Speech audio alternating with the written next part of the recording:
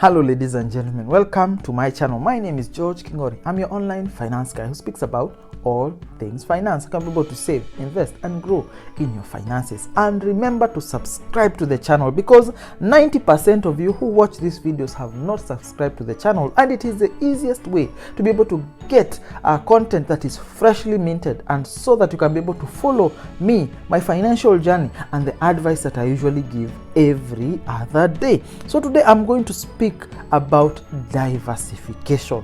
Why do you need to diversify your income? A while back, I remember in Kenya, there were demolitions that were being carried out.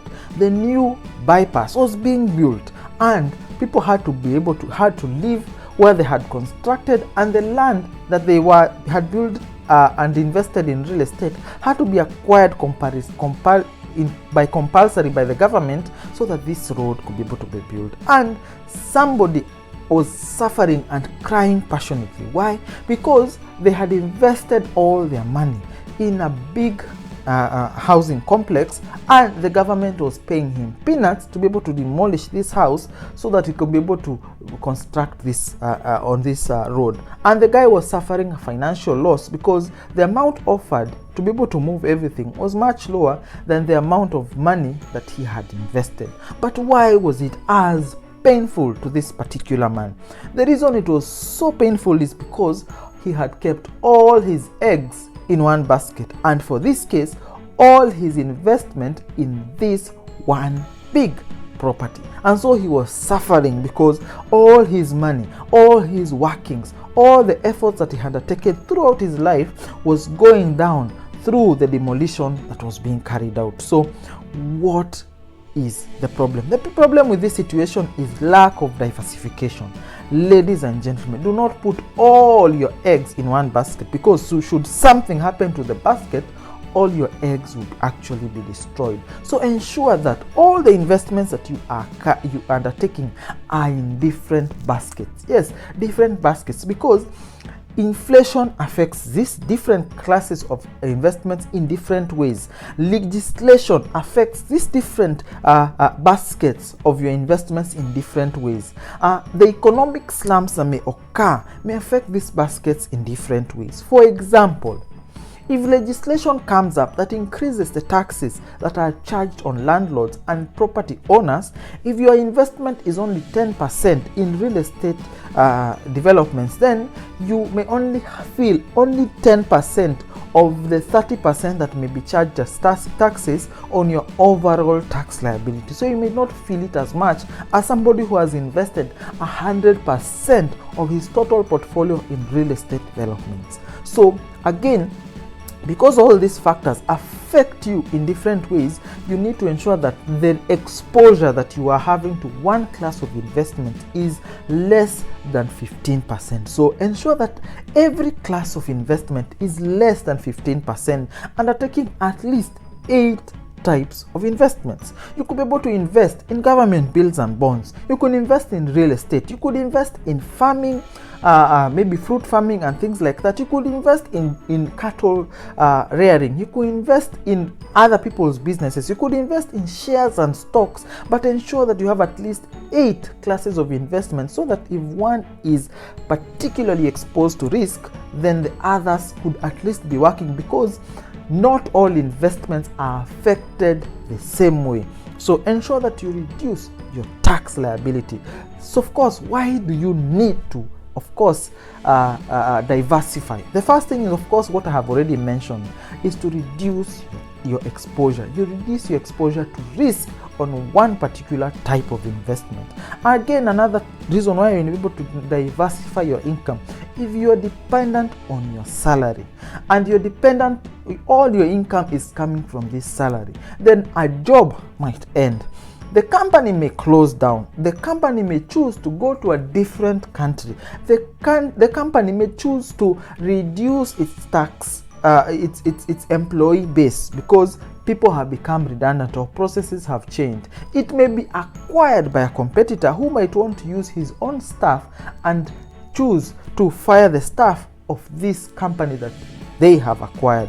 So a job actually ends. You need to diversify your income so that you are having some passive income that could be able to help you meet your need. So should your job end, you have some income. Of course, the other thing is the risk.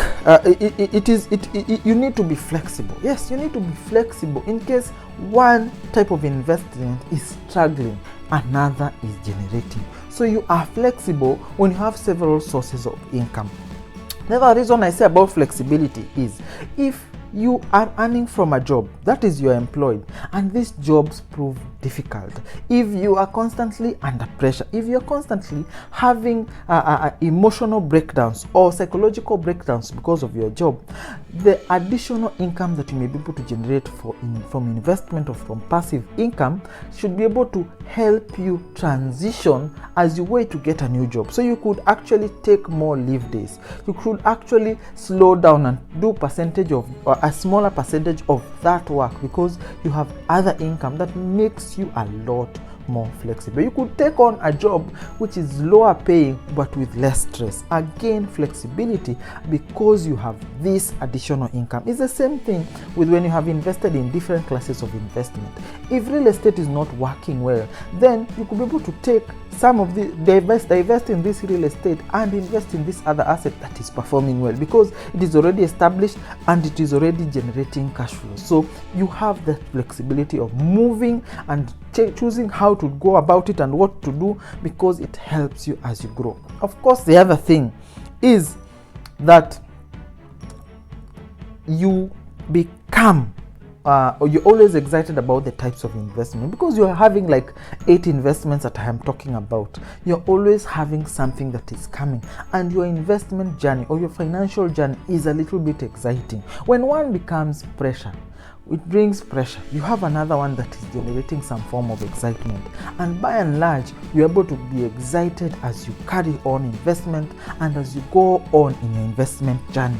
So ensuring that you are diversified helps you to be able to keep excited about your financial investment, about your financial plans, and about all these other investments. Of course, the other thing is, even if one fails, so if one investment completely fails and it is less than 10% of your total portfolio, it is only 10% of your portfolio that is actually affected. Let me give you a certain example. There's this company in China that is failing, this real estate company called Evergrande. Evergrande has all investments in real estate. Now, it has other investments, but almost 90% of investments in real estate. Now, in real estate market is not working and is becoming problematic. The cost of capital is going up and they are forced to be able to take foreign loans and bonds. I'll give bonds to foreign companies at a higher cost. And this high cost of capital and this low movement of these real estate properties is causing the company to suffer and to struggle. But had this company diversified and invested in several other companies, I am sure not all companies would be failing and this company might be struggling, but it will not fail because there's some income that is coming from other places. That is how it works, because it is like somebody who is struggling to stand but has several crutches or several people holding him up. It is easier for them to walk compared to when you only have one crutch or one person helping you move. So that is how investments that are diversified help you go forward. Of course, the key is what I have already spoken about. Ensure that you have investments that are not more than 15% from each individual class tax. So not more than 15%. So if it is land, not more than 15%. So if your portfolio, for example, is 10 million Kenya shillings or $100,000, then not more than 15 million. So if it is 100 million Kenya shillings, then not more than 15 million should go towards one investment, say real estate or shares and stocks and things like that. And you have at least 8 of them, so that you have several crutches that are going to prop you up in case of any kind of disability. I hope that you are learning, you are growing, and you're becoming better in your financial journey. Remember to subscribe to the channel, because 90% of you have not subscribed to the channel. Leave a comment down below and like this video. Do enjoy your day.